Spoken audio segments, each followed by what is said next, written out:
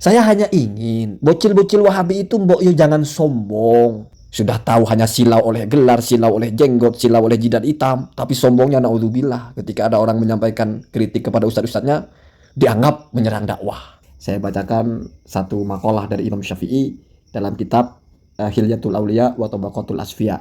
Bahwasanya akal itu settingannya memang menerima kebenaran.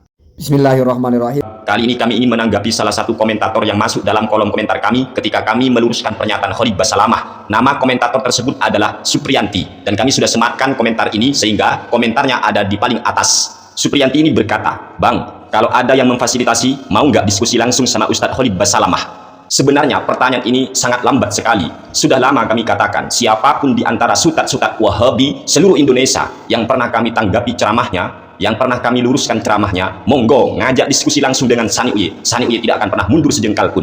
Gus Sani Uye menyatakan diri siap untuk berdiskusi dengan Ustadz Salafi Wahabi di seluruh Indonesia berkaitan dengan ceramah-ceramah mereka yang sudah pernah dikritik. Kalau tanggapan saya pribadi, Gus Sani ini terlalu sadis kalau mengatakan siap berdiskusi dengan mereka. Karena saya hakul yakin mereka itu tidak perlu berdiskusi dengan Gus Sani. Tetapi mereka itu yang perlu adalah berdiskusi bahkan berdebat dengan dirinya sendiri. Karena orang kalau masih ada waras otaknya, masih berfungsi normal, apa-apa yang sudah dikritikkan itu mesti adalah sebuah kesalahan yang tidak bisa ditawar-tawar. Memang sudah hitam dan putih. Misalnya mengatakan nginjak tai kucing wudhunya batal. Itu tidak perlu orang lain yang mendebat dia. Cukup dia berdebat dengan dirinya sendiri. Nanti dia akan tahu bahwa dia salah. Itu kalau waras. Misalnya juga mengatakan rukun wudhu itu 2. Misalnya juga mengatakan tafsiran-tafsiran Al-Quran yang aneh-aneh. Melarang-larang membaca surah yang sama. Apalagi yang satunya Badrussalam, Farhan Abu Furaihan ngotot-ngotot kalau Imam Nawawi menyalahkan orang yang mensunnahkan talafud bin niat. Itu tidak perlu melawan Gus Sani untuk kalah. Melawan anak TK saja. Atau orang tidak bisa berbicara gitu. Itu sudah pasti tidak mungkin menang mereka itu. Kenapa? Karena mereka itu sudah nyata-nyata salah. Jadi harus berdebat dengan dirinya sendiri saja. Tidak perlu berdebat dengan orang lain. Sudah tumbang oleh dirinya sendiri. Itu kalau waras. Kalau waras, kalau tidak waras, tidak tahu yang benar yang salah, ya berdebat dengan siapapun juga tidak akan ada selesainya.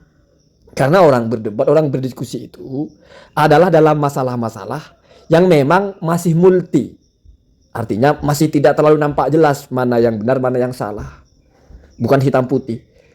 Kalau mengatakan nginjak tai orang atau tai kucing karena lalu batal wudhunya karena itu najis sisi. Kenapa najis sisi? Karena itu tidak bisa dimakan, orang itu tidak bisa dimakan, apalagi taiknya ya. Kucing tidak bisa dimakan sehingga najisnya najis sisi. Itu tidak perlu berdebat dengan orang. Berdebat dengan diri Anda sendiri aja tidak mungkin menang. Gimana berdebat dengan orang gitu. Artinya 1 tambah 1 dibilang 3, kok mau berdebat? 1 tambah 1 ya 2. Kalau dalam masalah-masalah seperti ini apa yang mau diperdebatkan? Teriak-teriak barat itu bukan kebalikan timur kok mau diajak debat. Itu kan tidak waras sudah. Sudah tidak waras. Jadi saran saja kepada Gus Sani, tidak perlulah ngajak-ngajak debat mereka kalau dalam masalah-masalah seperti itu. Kenapa? Karena itu menganggap mereka ini orang yang tidak waras, yang masih perlu dipertegas kesalahannya, masih perlu dimintai pertanggungjawaban atas ucapan-ucapannya yang bullshit, yang sudah nyata-nyata menabrak semua orang. Saya ingatkan, menabrak semua orang. Menabrak semua disiplin kebenaran. Artinya ditelaah dari hukum manapun, diteropong dari sedotan apapun, sedotan pesisri atau apa, ya sudah salah. Sudah salah. Tidak mungkin bisa benar. Kamu mau taruhan apa bisa dibenarkan? Bicara tafsir Quran itu ujung-ujungnya kalau mau dipaksa dibenarkan, dia harus jadi mufassir dulu. Baru dia merilis tafsiran baru. Kalau merujuk kepada tafsiran ulama, mana bisa ketemu? Tidak ada ulama yang dungu yang menafsirkan ayat seperti itu. Jadi inilah kenyataannya. Saya hanya ingin bocil-bocil Wahabi itu mbok yo jangan sombong. Sudah tahu hanya silau oleh gelar, silau oleh jenggot, silau oleh jidat hitam. Tapi sombongnya naudzubillah ketika ada orang menyampaikan kritik kepada ustadz-ustadznya, dianggap menyerang dakwah. Dianggap tidak layak mengomentari. Kalau menurut saya memang tidak layak, terlalu hebat untuk mengomentari sampah begitu. Artinya sebetulnya kalau tidak bicara ini adalah demi menjaga kebenaran, receh sekali kesalahan mereka itu. Kesalahan yang mungkin oleh anak SD pun sudah ketahuan, asal anak SD-nya pinter.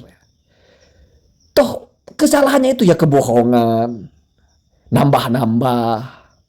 Terus di mana susahnya untuk tahu itu salah itu loh. Tidak perlu harus alim, nggak perlu. Asal kalian waras saja. Kita bongkar kitabnya begini loh, kita tunjukkan tulisannya begini loh. Lalu atas kegilaan, kedungan, kegoblokan mana dia menjelaskan dengan cara begitu gitu loh. Nah, jadi mari biar kita paham. Kritik-kritik kita itu receh. Kenapa? Karena yang dikritik itu sampah. Bukan receh lagi, receh kan dikumpulkan masih banyak. Itu yang dikritik itu uang-uang palsu, tidak bisa dipakai. Walaupun memang tampilannya keren, seolah-olah 100 ribuan satu lembar, tapi palsu. Ya lebih baik receh-receh. Receh kalau satu karung kan banyak juga. Jadi saya ingatkan, apa-apa yang dikritikkan itu, dari mulai masalah fikih, masalah tafsir, apalagi masalah nahu, itu mau dibela bagaimana, mau didebat bagaimana. Apa layak kita berdebat dengan orang gila yang mengatakan menurut saya barat dan timur itu sejajar, nggak bertentangan kok. Ini buktinya saya bisa menghadap ke barat sekaligus menghadap ke timur. Terus mau kita debat, ya sudah. Ini sebagai tambahan di konten ini biar ada ilmu yang bisa kita dengar, biar nggak hanya mendengar ucapan saya. Saya bacakan satu makalah dari Imam Syafi'i dalam kitab Hilyatul Auliya wa Tabaqatul Asfiya, bahwasanya akal itu settingannya memang menerima kebenaran. Bismillahirrahmanirrahim. Haddasana Abu Muhammad ibnu Hayyan, haddasana Abdullah ibnu Muhammad ibnu Yaquba, haddasana Abu Hatimin, haddasana Harmalatu qala. Jadi ini jalurnya dari Abu Nuaim al-Isfahani mendengar dari Muhammad bin Hayyan, Ibnu Hayyan ya. Ibnu Hayyan mendengar dari Abdullah bin Muhammad bin Yakub, mendengar dari Abu Hatim ya. Ini orang-orang top ya. Abu Hatim ini mendengar dari Harmalah. Harmalah ini murid langsung dia Imam Syafi'i ya. Sama dengan Al-Buwaiti, sama dengan Al-Muzani yang langsung ngaji ke Imam Syafi'i. Maka Harmalah berkata, Sami'tu Syafi'iyah, saya mendengar Imam Syafi'i yaqulu berkata, kullu ma qultu lakum, setiap sesuatu yang aku ucapkan kepada kalian, falam tashhad alaihi uqulukum, kemudian ternyata tidak bersaksi ya, alaihi atas apa yang saya ucapkan itu, uqulukum akal-akal kalian tidak bersaksi. Ini maksudnya tidak menganggap itu sebagai kebenaran ya, begitu ya, karena dipertegas setelahnya. Wa taqbaluhu artinya dan tidak menerima ya, bukan dan menerima tapi dan tidak menerima akal kalian itu kepada yang saya ucapkan. Watarohu dan tidaklah melihat atau tidak menganggap atau tidak menilai akal kalian itu kepada apa yang saya sampaikan hakon sebagai kebenaran ya. Fala takbaluhu, maka janganlah diterima, jangan kalian menerima apa yang saya ucapkan itu. Jadi kalau akal kalian menganggap ini tidak benar, akal kalian menganggap ini sesuatu yang salah, akal kalian tidak mau bersaksi kalau ini kebenaran, maka jangan diterima. Fa innal uqula, karena sesungguhnya akal-akal itu, ini bicara akal yang waras ya, motorotun adalah dipaksa ya, ila qabulil haqqi, untuk menerima kebenaran. Kalau bahasa gampangnya, standarnya akal sehat itu adalah menerima kebenaran. Jadi kalau akal kamu sudah sehat, sesuatu itu kok tidak bisa kamu terima, berarti sesuatu itu bermasalah, tidak benar. Ya. Kalau sesuatu itu benar, mesti akal kamu nerima. Tapi kalau sesuatu itu sudah benar, tapi akal kamu tidak nerima, berarti akal kamu yang sengklek. Itu masalahnya. Makanya selalu saya bilang, butuh kewarasan. Butuh kewarasan. Allahumma hdina hadasabil.